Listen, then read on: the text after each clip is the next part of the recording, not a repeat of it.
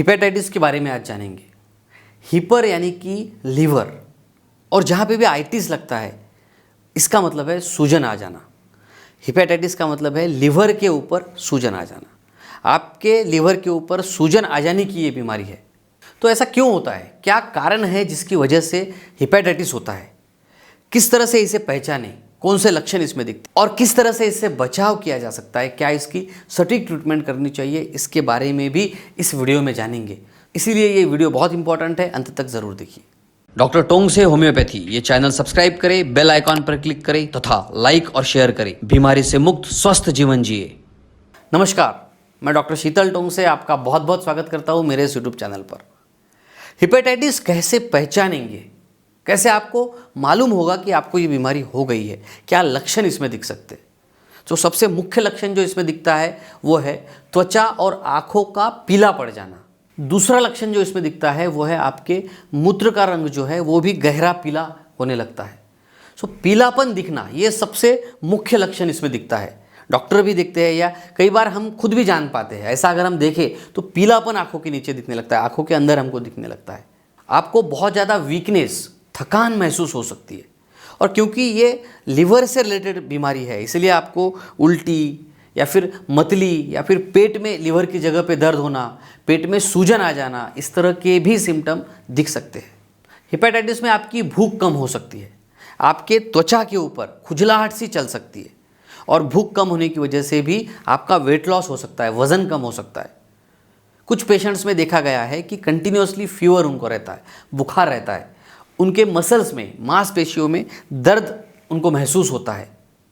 आपके पैरों पे सूजन आ सकती है, जॉइंट्स जो है जोड़ों में दर्द हो सकता है, डार्क कलर की लैट्रिन हो सकती है, स्टूल का कलर जो है वो डार्क हो जाता है, हेडेक रहता है यानी कि सिरदर्द रहता है, mild to moderate headache continuously इनको रहता है। उसी तरह से बॉडी एक भी रहता है, पूरे शरीर में दर्द रहता है, महसूस होता है उनको दर्द। और हिपेटाइटिस की वजह से ही डिप्रेशन के जैसी अवस्था भी काफ़ी पेशेंट्स में पाई जाती है। कंफ्यूज हो जाते हैं वो, माइंड जो है उनका मेंटल कन्फ्यूजन हम जिसे कहते हैं, इस तरह की भी अवस्था इसमें देखी जाती है।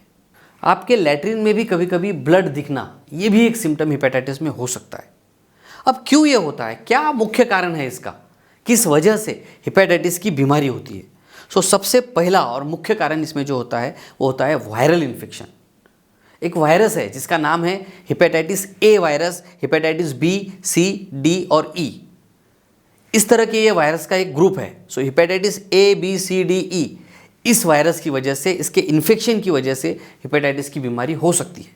अब ये वायरस आता कहाँ से है, तो जो फल और सब्जियां हम खरीदते हैं उसमें से ये वायरस आप तक पहुँचता है।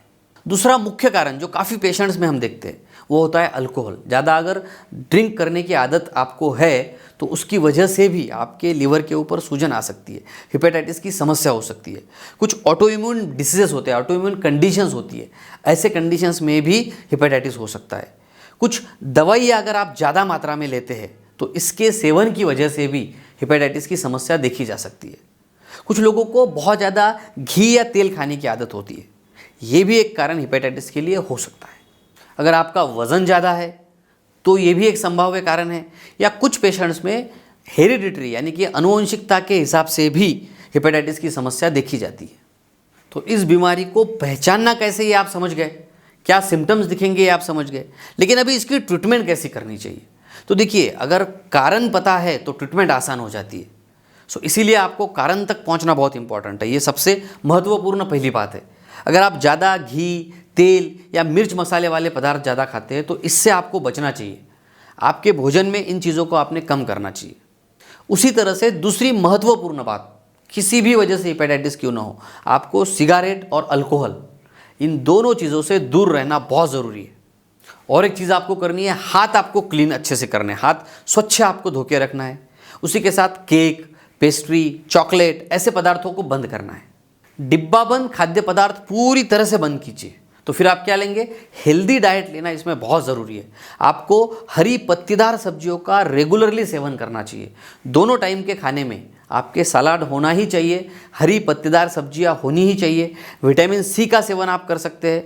उसी के साथ साथ आपको पानी पर्याप्त मात्रा में पीना है, ज़्यादा से ज़्यादा पानी पीना है। आप पपीते का सेवन कर सकते हैं, आप नारियल पानी रेगुलर लीजिए, ये आपके हेल्थ के लिए भी बहुत फ़ायदेमंद हो सकता है। और उसी के साथ आपको और एक बात याद रखनी है, वो है आराम करना। याद रखिए, बहुत ज़रूरी होता है हेपेटाइटिस में खुद को रेस्ट देना। यहाँ पे होम्योपैथिक मेडिसिन का भी बहुत अच्छा रोल होता है। आपका डाइजेशन अच्छा करने के लिए होम्योपैथी बहुत अच्छे से काम करती है। हेपेटाइटिस जैसी कंडीशंस में बड़ी ही आसानी से आपके सिम्टम्स जो है वो कम हो जाते हैं, आपकी तकलीफ़ कम हो जाती है और इस समस्या से आप पूरी तरह से ठीक हो सकते हैं। लेकिन याद रखिए, खुद के मन से कहीं पढ़ के कोई दवाई नहीं लेनी है, अच्छे डॉक्टर को दिखाइए। आप मुझसे भी कंसल्टिंग कर सकते हैं।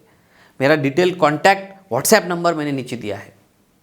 अगले वीडियोस में मैं आपको हेपेटाइटिस ए और हेपेटाइटिस बी के बारे में भी डिटेल में बताऊंगा, ताकि आपको डिफ्रेंशिएट करने के लिए, दोनों में तीनों में भेद करने के लिए आसानी रहेगी।